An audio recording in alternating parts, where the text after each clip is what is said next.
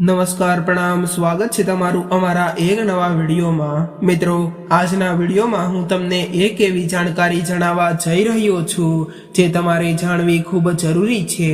तो सौथी पहला जे लोको कृष्ण भगवान ने मानता होय तेओ कॉमेंट बॉक्स में जय श्री कृष्ण जरूर लखजो। जो तमे सवारे 3 થી 5 વાગ્યાની વચ્ચે જાગી જાઓ છો તો આ વિડીયોમાં તમને તેની પાછળના સંકેતો જાણવા મળશે અને અમે તમને એ પણ જણાવીશું કે આવામાં તમારે શું કરવું જોઈએ। શું 3 થી 5 વાગ્યા વચ્ચે નીંદર ઉડવી સારું માનવામાં આવે છે કે સારું માનવામાં નથી આવતું? અને જો આ સમયમાં નીંદર ઉડી જતી હોય તો તમે આ કામ ન કરો તો તમે ખુદને જ નુકસાન પહોંચાડી શકો છો। આ સાથે હું તમને એવા સંકેતો પણ જણાવીશ કે જેના દ્વારા તમે જાણી શકો છો કે ભગવાન તમારાથી ખૂબ જ ખુશ છે, જેના કારણે ભગવાન તમને આશીર્વાદ આપશે અને તમને ધનવાન બનતા કોઈ રોકી નહીં શકે, સાથે જ તમને માન સન્માન પણ મળી શકે છે। તે માટે હું તમને વિનંતી કરું છું કે આ વિડીયોને તમે ધ્યાનપૂર્વક અંત સુધી ધ્યાનથી જુઓ અને જો પસંદ આવે તો અમારી ચેનલને સબસ્ક્રાઇબ કરવાનું ભૂલતા નહીં। વિડીયોને લાઈક અને તમારા મિત્રો સાથે શેર કરજો અને જે લોકો કૃષ્ણ ભગવાનને માનતા હોય તેઓ કોમેન્ટ બોક્સમાં જય શ્રી કૃષ્ણ જરૂર લખજો। તો ચાલો આપણે નીંદર સંબંધિત એવા કેટલાય ઉપાયો વિશે અને કેટલાય એવા સંકેતો વિશે આગળ વાત કરીએ।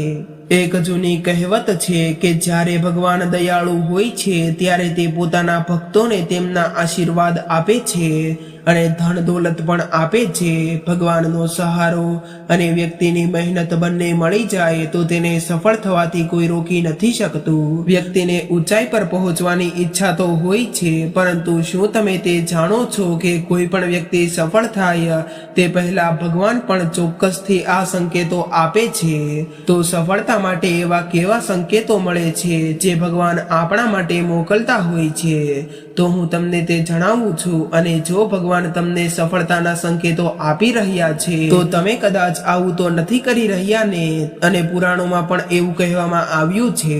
ચાલો આપણે જાણીએ કે ગુરુજી આ વિશે શું કહે છે। જ્યારે પણ કોઈ વ્યક્તિને સારું પરિણામ નથી મળતું ત્યારે ભગવાન તેને ચોક્કસપણે આ સંકેતો આપે છે।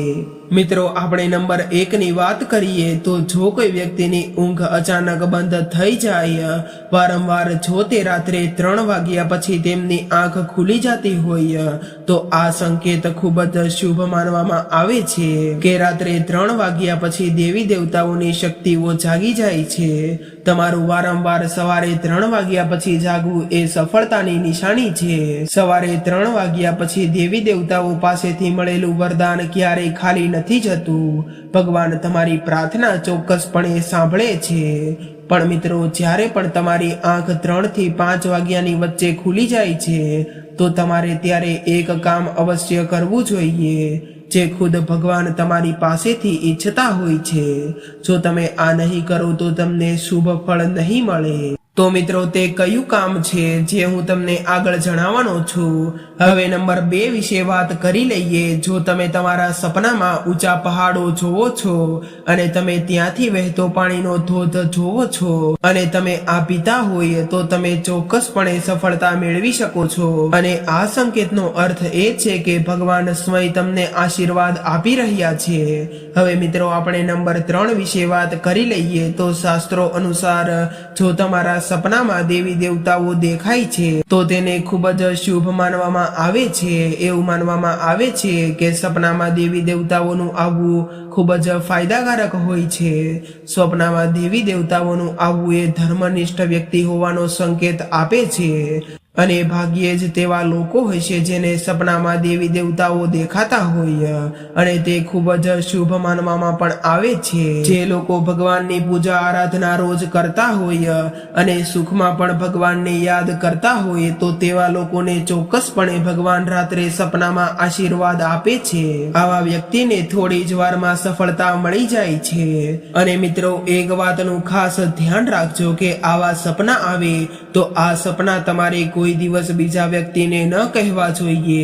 જો તમારો કોઈ અંગત ખાસ વ્યક્તિ હોય તો તમે તેને માત્ર કહી શકો છો, પરંતુ તમારે એ પણ ધ્યાન રાખવાનું છે કે એ વ્યક્તિ કોઈ બીજા વ્યક્તિને ન કહી દે. તો ચાલો મિત્રો આપણે નંબર 4 વિશે વાત કરી લઈએ. તો જો તમને આવનારી ઘટનાઓની પહેલેથી જ સપના દ્વારા જાણકારી થઈ જતી હોય તો તમને આ પૂર્વ સૂચન મળે છે, તો તમારે સમજવું જોઈએ કે દેવી શક્તિઓ તમને આશીર્વાદ આપ્યા છે.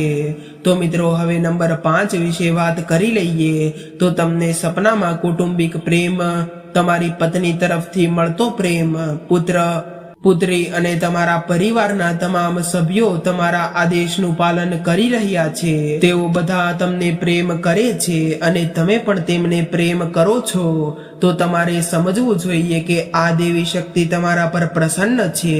હવે મિત્રો આપણે નંબર 6 વિશે વાત કરી લઈએ. તો જો તમે સપનામાં અચાનક લાભ મળે છે અને તમને સંપત્તિ મળે છે, અથવા તો તમને પૈસા કમાવાના અલગ અલગ સ્ત્રોતો સપનામાં જોવા મળે છે, તો આ એક શુભ સંકેત માનવામાં આવે છે. હવે નંબર 7 ની વાત કરી લઈએ. તો જો તમે સપનામાં કોઈ સુગંધિત વાતાવરણ લાગતું હોય અથવા તમારી આજુબાજુનું વાતાવરણ તમને સુગંધિત દેખાતું હોય અને સ્વચ્છ અને સુંદર દેખાતું હોય, તો તમારે સમજવું કે ભગવાનની શક્તિઓ તમારી આસપાસ છે અને તમને મદદ કરવા માંગે છે. હવે આપણે નંબર 8 વિશે વાત કરી લઈએ. તો સુખદ પવન તમારી આજુબાજુમાં ફૂંકાતો હોય અને તમને સપનામાં એવું લાગે છે કે આજુબાજુમાં પવન ફૂંકાઈ રહ્યો છે, અથવા જો તમને શરીરમાં અચાનક કોઈ ઘસારો અનુભવાય છે તો પહેલા ક્યારેય ન થયો હોય, તો આવું સમજવું કે ભગવાન કે દેવી તમારાથી પ્રસન્ન છે. નંબર 9 વિશે વાત કરી લઈએ. તો ઠંડી હવાનું વર્તુળ બની રહ્યું હોય તેવું સપનામાં દેખાતું હોય. જમીન પર રહેતા સમયે પણ તમને ક્યારેય અનુભવ થાય છે કે તમારી આસપાસ વાદળછાયું વાતાવરણ કે ઠંડી હવાનો અનુભવ થાય છે જેણે તમને ઘેરી લીધો હોય, તો તમારે સમજવું કે ભગવાનની કઈ દેવી શક્તિઓ તમને ઘેરી લીધા છે. આવી તક એવા લોકોને જ મળે છે જેઓ ખૂબ જ પૂજા કરે છે.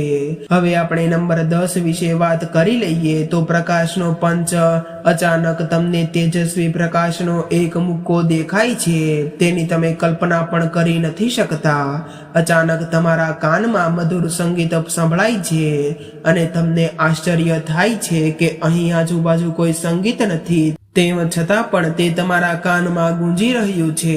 તો તે સીટી વગાડવાની જેમ સંભળાય છે. તો પછી તમારે સમજવું જોઈએ કે દેવી શક્તિઓ તમારી નજીકમાં છે અને તમારી સાથે વાત કરવાનો પ્રયાસ કરી રહી છે. આ ઘણીવાર એવા લોકો સાથે થાય છે જેઓ તેમના પ્રિય ભગવાનના મંત્રનો સતત જાપ કરે છે અને ભગવાનમાં શ્રદ્ધા રાખે છે અને ભગવાનને દરરોજ પ્રસન્ન કરે છે. હવે નંબર 11 વિશે વાત કરી લઈએ. તો કોઈનો અવાજ સાંભળવો. તમે રાત્રે ઊંઘમાં છો અને તમને લાગે છે કે કોઈ તમને બોલાવ્યો છે અથવા તમને જગાડવાનો પ્રયાસ કરે છે અને તમે અચાનક જાગી ગયા છો, પરંતુ પછી તમને ખ્યાલ આવે છે કે ત્યાં કોઈ નથી પણ ચોક્કસ અવાજ હતો. તો તમારી સાથે આવું ઘણી વખત બન્યું હોય તો તમારે સમજવું જોઈએ કે તમને કોઈ અલૌકિક શક્તિ દ્વારા આશીર્વાદ મળી રહ્યા છે. આવી સ્થિતિમાં તમારે હનુમાનજી મહારાજનું ધ્યાન કરવું જોઈએ અને તેમનો આભાર માનવો જોઈએ. હવે મિત્રો આપણે નંબર 12 વિશે વાત કરી લઈએ. તો જો તમે તમારા સપનામાં લીલો બગીચો અથવા તો ખેતર જુઓ છો, જો ચારે બાજુ માત્ર હરિયાળી જ દેખાતી હોય, તો તેનો મતલબ એ છે કે તમને જલ્દી પૈસા મળવાના છે. તેવી જ રીતે જો તમે તમારા સપનામાં શંકર મંદિરનો અવાજ સાંભળો છો, તો તેનો અર્થ એ છે કે કોઈને કોઈ માધ્યમથી તમારી પાસે પૈસા આવવાના છે. હવે મિત્રો આપણે નંબર 13 વિશે વાત કરી લઈએ. તો તમે સપનામાં ઘુવડ જોવો છો તે પણ એક મહત્વપૂર્ણ માનવામાં આવે છે. તેને કારણે ધન સંબંધિત ઘણા લાભો પણ મળવાની તકો સર્જાય છે અને ધનના યોગો પણ સર્જાય છે અને તમને ધન પ્રાપ્ત થાય છે. મિત્રો હવે નંબર 14 વિશે વાત કરી લઈએ. તો સપનામાં ઘોડા ઉપર બેસેલા જુઓ. જો તમે તમારા સ્વપ્નમાં કાળા વાદળો જોવો છો અને વરસાદ પણ જોવો છો, તો તેનો અર્થ એ છે કે તમે જે કોઈ પણ પણ વસ્તુમાં રોકાણ કરશો તો તમને ત્યાં નફો મળશે। મિત્રો, સપનામાં સોપારીને જોવી એ પણ સમૃદ્ધિની નિશાની છે। મિત્રો, નંબર 15 વિશે જો આપણે વાત કરી લઈએ તો જો તમને સપનામાં કોઈ નાનું બાળક ફરતું જુઓ છો તો તેનો અર્થ એ છે કે તમને જલ્દી જ ક્યાંકથી પૈસા મળવાના છે। સ્વપ્નમાં સફેદ કમળ, લાલ કમળ, ચમેલી, ચાંદી અને ગુલમહોરના ફૂલો જોવું એ પણ ચોક્કસપણે ભવિષ્યમાં અપાર સંપત્તિના આગમનનો સંકેત છે અને ભવિષ્યમાં તમને સુખ અને શાંતિ મળવાના તે સારો સંકેત મળવામાં પણ આવે છે। હવે નંબર 16 વિશે વાત કરી લઈએ તો એવું માનવામાં આવે છે કે રાત્રે એક ક્ષણ માટે વાંસળીની ઘંટડીનો અવાજ આવે છે તો તે એક શુભ સંકેત પણ છે। એવું માનવામાં આવે છે કે આવો અવાજ સાંભળવો એટલે તમારા ઘરમાં ભગવાનનું આગમન થાય છે। આવી સ્થિતિમાં હરિનામનો પાઠ કરતા સૂઈ જાવ।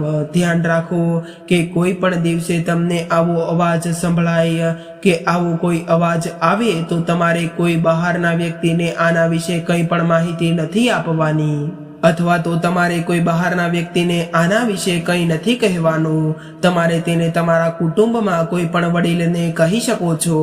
તે પણ શુભ માનવામાં આવે છે અને વાંસળીની ધૂન એ એક પ્રકારે શ્રી કૃષ્ણના આશીર્વાદ પણ મળવાનો સંકેત છે। તો મિત્રો, હવે તમને એ પણ જણાવી દઈએ કે તમારે કયા સમયે સૂવું જોઈએ અને કયા સમયે તમારે ઉઠવું જોઈએ અથવા તો કયા સમયે તમારે જાગવું જોઈએ અને કયો સમય શ્રેષ્ઠ માનવામાં પણ આવે છે। તો આપણે વાત કરીએ તો સૂવાનો સમય તમારે 9 વાગ્યા આજુબાજુનો રાખવો જોઈએ અથવા તો 9 વાગ્યે તમારે કોઈ કામસર તમે ન સૂઈ શકો તો તમારે છેલ્લે 11 વાગ્યા સુધીમાં સૂઈ જવું જોઈએ કારણ કે તે શુભ સમય માનવામાં આવે છે અને ઉઠવા માટેનો એ સમય છે કે જ્યારે તમે બ્રહ્મ મુહૂર્ત સમય ચાલી રહ્યો હોય એટલે કે સવારના 3 થી 5 વાગ્યા વચ્ચેનો સમય કહી શકાય અથવા તો તે સમયે સક્ષમ ન હોય તો તમે સૂર્યોદય પહેલા ઉઠી શકો છો। તે સૂવા માટે અને ઉઠવા માટેનો યોગ્ય સમય માનવામાં આવે છે અને તેનો ઉલ્લેખ આપણા શાસ્ત્રોમાં પણ કરેલો છે। તો મિત્રો, ચાલો હવે આપણે એ પણ જાણી લઈએ કે સવારે જો 3 થી 5 વાગ્યા વચ્ચે તમારી નીંદર ઉડી જતી હોય અથવા તો તમારી આંખ 3 થી 5 વાગ્યા વચ્ચે ખુલતી હોય તો તમારે સૌપ્રથમ કયું કાર્ય કરવું જોઈએ અને આ કાર્યને તમે ધ્યાનપૂર્વક સાંભળજો અને આ કાર્યને ભૂલશો નહીં। જો આ કામ નહીં કરો તો આ શુભ સમય તમારા માટે નકામો બની જશે અને જો તમે 3 થી 5 વાગ્યા વચ્ચેના સમયમાં નીંદર ઉડી જતી હોય કોઈ પણ દિવસે તમારે ફરીથી સૂવાની ભૂલ ન કરતા આ પાપ પણ માનવામાં આવે છે।